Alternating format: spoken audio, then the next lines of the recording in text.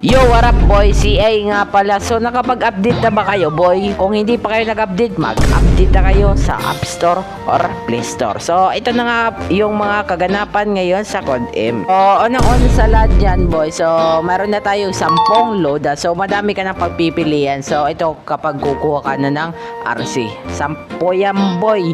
Kaya mas solid na ngayon boy. So ito naman yung sunod natin. Wala na tayong kinetic blue plates, okay?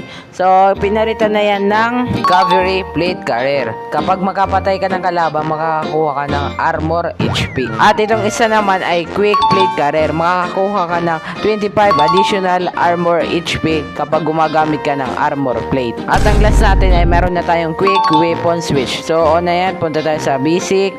Hanapin natin yung quick weapon switch. I-on mo lang at hanapin mo yung one tap weapon switch. So, gusto ba yung update boy? So, yan lang muna. Sana nakatulong.